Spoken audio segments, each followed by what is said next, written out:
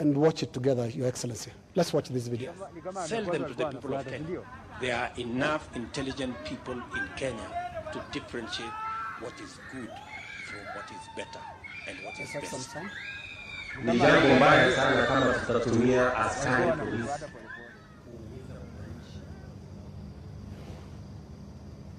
Hapo na maoni tofauti ya kisiasa. And waeleza ya kwamba these people don't understand the damage they are doing to the people and the economy of Kenya. All right. All right. Yeah, yes, the video in contention here was recorded earlier today. Yes. That of former MP Afred Keter being abducted in broad daylight. Mr. President, before you even talk about the entire incident, the children were screaming, and a sound that we believe belongs to the wife was also heard, screaming in distress. How does that make you feel? Three things.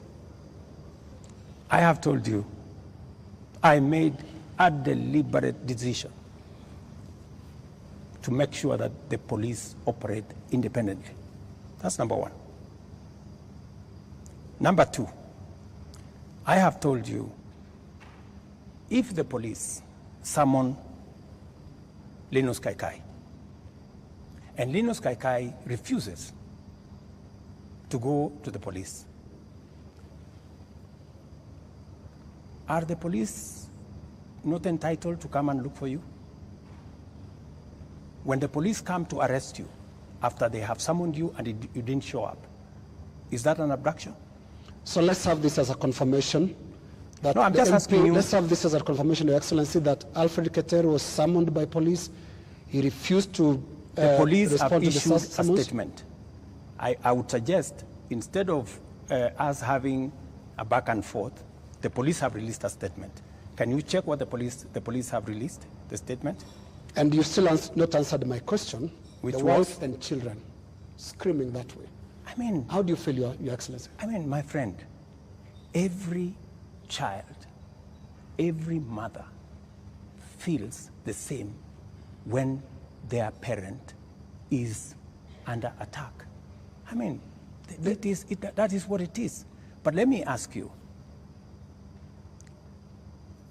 what about the children? What about the children of those who have lost their lives because of the criminality of others? Don't they feel the same? So we just need to be a country of the rule of law. Impunity cuts both ways. Those who respect the law must be protected by the law.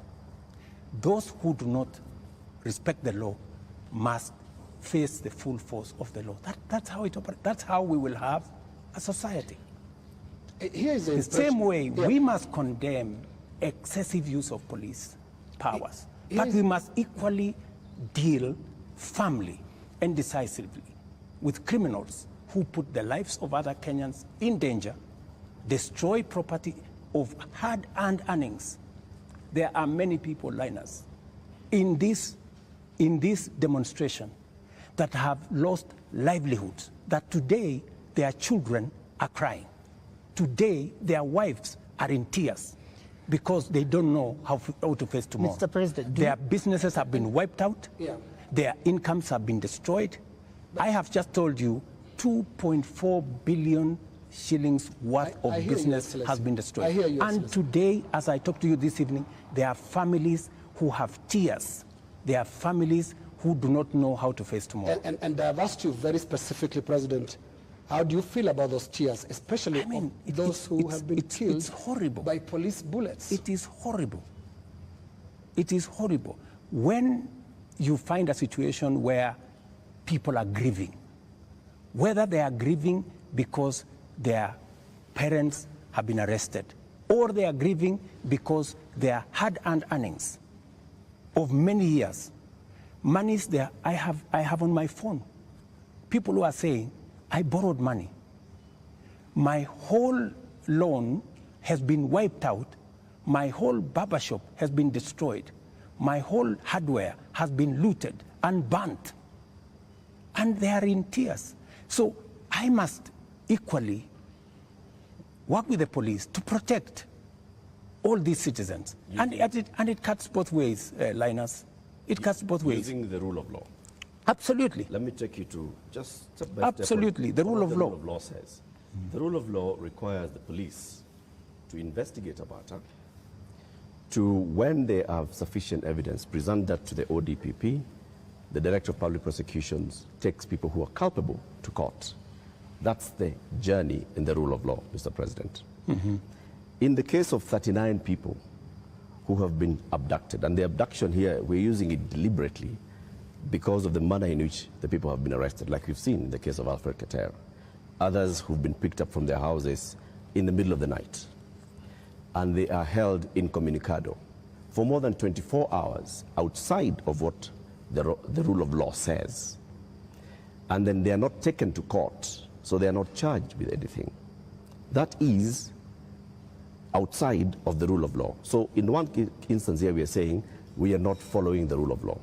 In the second instance, Mr. President, you have people who were unarmed, like in the case of Rex, who was shot in the middle of the night, unarmed, who have been shot by police and they've ended up dead. 24 of them. You say 19.